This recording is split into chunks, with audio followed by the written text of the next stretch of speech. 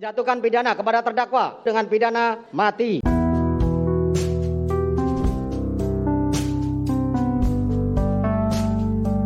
Selamat datang di channel 1000 Perkara, channel yang membahas kasus-kasus pidana berdasarkan fakta-fakta yang terungkap di sidang pengadilan. Di video kali ini, kita akan membahas kasus pembakaran sebuah ruko dan bengkel yang dilakukan oleh seorang dokter yang bernama Mary Anastasia Budianto, di mana dirinya secara sengaja membakar sebuah bengkel di daerah Cobodas, Kota Tangerang, yang berakibat 3 orang meninggal dunia, yaitu pacarnya Mary dan orang tuanya. Kasus atas nama terdakwa Mary Anastasia itu kemudian disidangkan di Pengadilan Negeri Tangerang.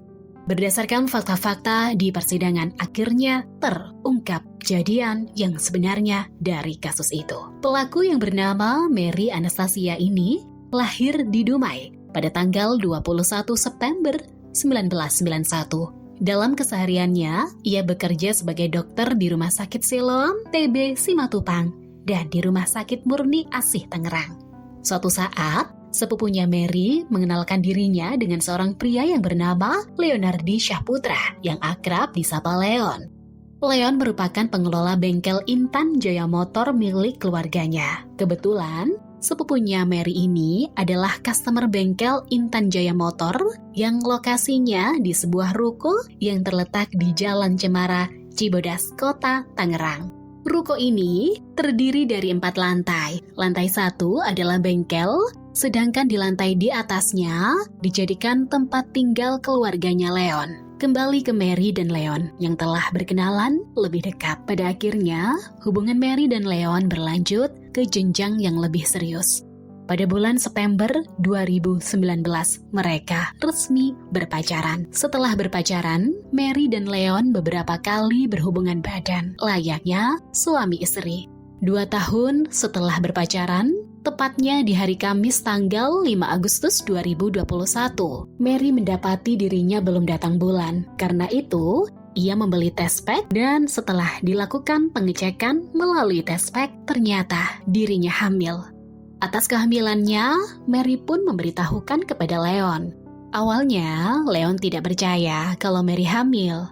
Menurut Leon, saat mereka berhubungan badan itu dilakukan secara aman, sehingga tidak mungkin Mary ini hamil. Keesokan harinya, Leon datang ke rumah Mary untuk membahas tentang kehamilannya Mary. Karena saat itu, Mary harus berangkat kerja, mereka berdua pun sama-sama pergi ke Rumah Sakit Siloam TB Simatupang. Sesampainya di rumah sakit, Mary langsung masuk kerja, sedangkan Leon menunggu Mary di parkiran. Pada jam 1 siang, Mary selesai bekerja di Rumah Sakit Siloam TB Simatupang. Dirinya hendak melanjutkan pekerjaan selanjutnya di Rumah Sakit Murni Asih Tangerang. Mary langsung ke parkiran mobil, di mana saat itu Leon sedang menunggu dirinya. Setelah itu, mereka berdua pun berangkat ke Tangerang melalui jalan tol. Dalam perjalanan ke Tangerang, Mary dan Leon ini membahas tentang kehamilan serta rencana mereka untuk melaksanakan pernikahan. Saat perbincangan itu, terjadi pertengkaran karena ada ketidakcocokan mengenai rencana pernikahan mereka. Hal yang membuat mereka cekcok dikarenakan saat itu Mary mau menelpon keluarganya untuk memberitahukan tentang kehamilan dirinya. Namun, hal itu tidak disetujui oleh Leon. Leon meminta agar kehamilan Mary jangan dulu diceritakan kepada siapa-siapa. Menurut Leon, dirinya belum siap jika harus menikah sekarang karena belum memiliki biaya.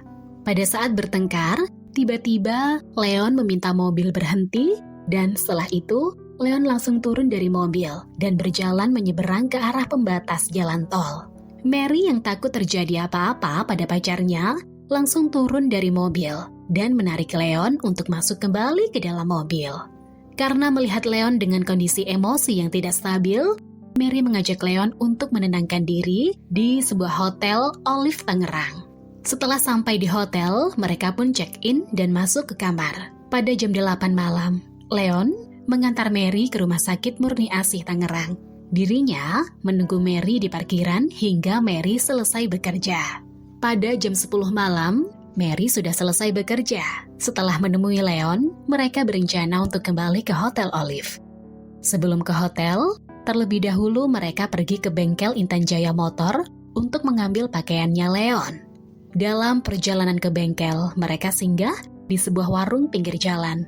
Di sana, Leon turun dari mobil dan membeli bensin eceran yang kemudian diisi dalam beberapa kantong plastik dan ditaruh di bawah tempat duduk mobil.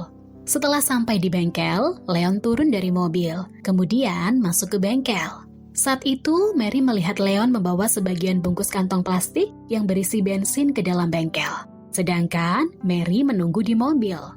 Saat turun dari mobil, Leon ini tidak menutup pintu mobil. Karenanya, Mary keluar dari mobil bermaksud menutup pintu mobil. Saat itu, Mary melihat ada kantong plastik. Ia langsung memanggil Leon. Karena Leon tidak menjawab, Mary langsung membuang 2 kantong plastik yang berisi bensin ke pintu depan bengkel. Tak lama kemudian, terdengar bunyi ledakan dari lantai 1 bengkel. Api begitu cepat menyambar ke lantai 2 dan lantai 3. Karena panik, Mary langsung memindahkan mobilnya menjauh dari bengkel yang sedang terbakar. Pada saat kebakaran itu terjadi, ada 5 orang yang berada di lantai 2, yaitu Leon, ibu dan bapaknya, serta 2 orang saudaranya. Mereka yang mendengar ada ledakan dari lantai 1 langsung berusaha turun untuk memadamkan api. Namun, saat sampai di lantai 1, api sudah membakar hampir seluruh bengkel. Ditambah saat itu, ruko dalam keadaan gelap karena listrik padam. Kebakaran semakin parah karena ada ledakan dari beberapa tabung LPG yang membuat kebakaran itu semakin besar. Mereka berlima pun berusaha naik ke lantai 4, yang mana pada saat itu asap dari kebakaran sangat pekat memenuhi seluruh ruangan. Pada akhirnya, yang berhasil diselamatkan oleh petugas kebakaran hanya 2 orang saudaranya Leon, sedangkan Leon dan kedua orang tuanya meninggal dunia. Dalam persidangan, Mary mengatakan dirinya tidak mengetahui kalau yang ada dalam kantong plastik itu berisi bensin. Mary juga mengatakan pada saat sampai di bengkel, Leon turun dari mobil dan tidak menutup pintu mobil. Karena melihat ada kantong plastik, ia langsung membuangnya ke depan pintu bengkel. Namun, tanpa disangka-sangka, ada api yang menyambar dan terjadilah ledakan. Menurut Mary, dirinya baru mengetahui plastik itu isinya bensin setelah diberitahukan oleh polisi yang datang ke bengkel setelah terjadi ledakan. Ada juga salah satu saksi di persidangan yang dihadirkan oleh terdakwa Mary. Ia mengatakan kalau ia melihat Leon sedang berusaha memadamkan api persis sebelum terjadi ledakan. Dari keterangan saksi yang mengatakan Leon sedang berusaha memadamkan api, hakim pun berkesimpulan kalau Leon tidak ingin atau tidak menghendaki kebakaran itu terjadi. Ada juga saksi lain yakni adiknya Leon bernama Fernando Syahputra. Ia mengatakan sebelumnya pada jam 2 siang, Mary menelpon ibunya Leon. Dalam obrolan itu, ia mendengar pertengkaran antara Mary dan ibunya Leon, yang mana pada akhirnya dirinya mengetahui kalau Mary meminta pada ibunya Leon uang sebesar 300 juta untuk biaya pernikahan Leon dan Mary. Setelah itu, pada saat terjadi kebakaran, Leon sempat berteriak ke adiknya dengan mengatakan, Mary itu mau membakar bengkel, dia juga ada membawa bensin, dan akibat perbuatannya, jaksa menuntut Dr. Mary Anastasia dengan hukuman 12 tahun penjara. Terhadap tuntutan itu, Mary Anastasia mengajukan pembelaan yang mana dirinya mengatakan kalau dirinya tidak pernah secara sengaja membakar bengkel yang berakibat 3 orang meninggal, sehingga dirinya minta untuk dibebaskan. Atas tuntutan jaksa dan pembelaan dari Mary Anastasia tersebut, hakim berpendapat Dr. Mary Anastasia telah terbukti secara sengaja membakar bengkel milik keluarga pacarnya itu. Alasan hakim yakin Dr. Mary telah sengaja membakar bengkel dengan pertimbangan, meskipun Mary Anastasia bukanlah orang yang telah memantik api tersebut, akan tetapi dengan perbuatannya yang melempar kantong berisi bensin di depan pintu bengkel dapat disimpulkan kalau Mary Anastasia menghendaki adanya kebakaran. Apalagi saat itu, Leonardi Syahputra sedang berusaha memadamkan percikan api. Akhirnya, hakim pun menjatuhkan hukuman penjara selama 8 tahun kepada Mary Anastasia. Nah, gimana nih pendapat teman-teman tentang kasus pembunuhan yang dilakukan oleh Dr. Mary Anastasia ini?